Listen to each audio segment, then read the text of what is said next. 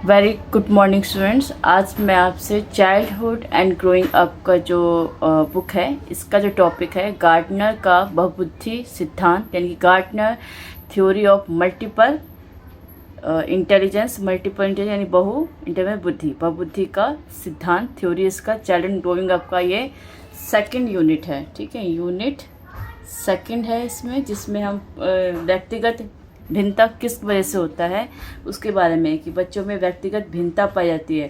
तो व्यक्तिगत भिन्नता की समझ को समझने के लिए आपका जो एक थ्योरी है गार्डनर की थ्योरी है।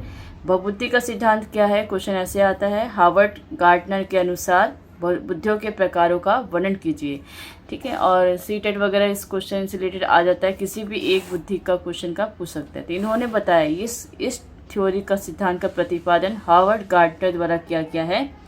इनके अनुसार बुद्धि कोई एक तत्व नहीं है, बल्कि कई भिन्न भिन्न प्रकार की बुद्धियों का अस्तित्व होता है। इन्होंने कहा है कि ये सभी प्रत्येक प्रकार की बुद्धि एक दूसरे से स्वतंत्र रहकर कार्य करती हैं, और किसी भी समस्या को हल करने के लिए विभिन्न प्रकार की बुद्धियाँ आपस में अंतर्क्रिया के साथ साथ कार्य करती हैं। ठीक है, इन्होंने कई सारी प्रतिभाशाली व्यक्तियों का अध्ययन किया है, और इसी के आधार पर इन्होंने 8 प्रकार की बुद्धियों का वर्णन किया है, जिसका वर्णन इस प्रकार है। पहला है भाषागत बुद्धि, यानी कि लिंग्विस्ट इंटेलिजेंस।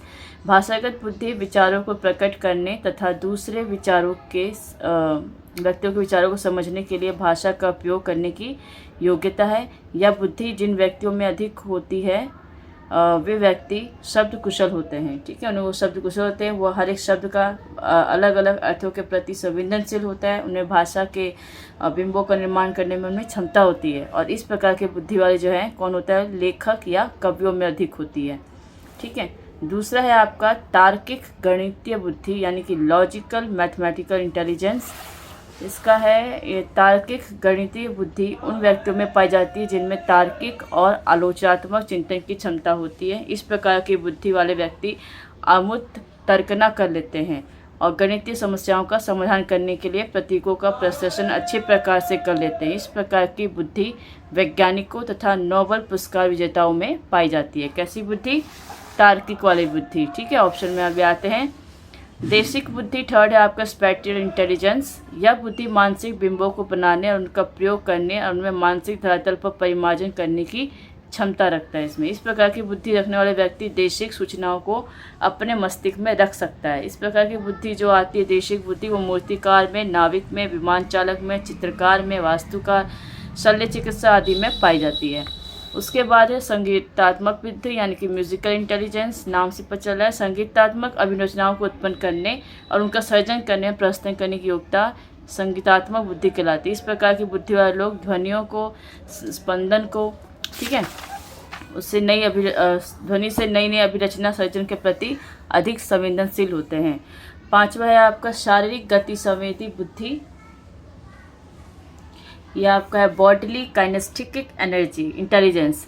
तो ये आपका शारीरिक गति संवेदी बुद्धि किसी वस्तु अथवा उत्पाद के निर्माण के लिए अथवा मात्र शारीरिक प्रदर्शन के लिए संपूर्ण शरीर अथवा उसके किसी एक या एक से अधिक अंग की लोच तथा पेशीय कौशल की योग्यता होती है। इस प्रकार की बुद्धि नर्तकों, धावकों, खिलाड़ियों, अभिनेताओं, अभिनेत्रियों, जिम्नास्टों तथा शल्य चिकित्सकों में अधिक पाई जाती है। ठीक है, इनका जो है प्रदर्शन संपूर्ण शरीर उनके किसी एक अधिक से अधिक लोग की लोच पेशीय कौशल की योग्यता होती है शारीरिक। इनमें से क्वेश्चन आ जाता है कि लेखक आपको कौन सी बुद्धि में आता है, या फिर वैज्ञानिक या फिर नोबेल पुरस्कार वाले कौन सी बुद्धि में आ सकते हैं।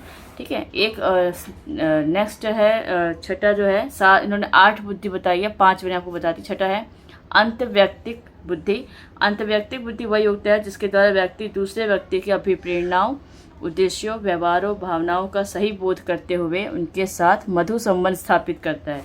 इस प्रकार की बुद्धि मनोवैज्ञानिकों, राजनीतिकों, परामर्शदाता, धार्मिक नेताओं तथा सामाजिक कार्यकर्ताओं में पाई जाती है।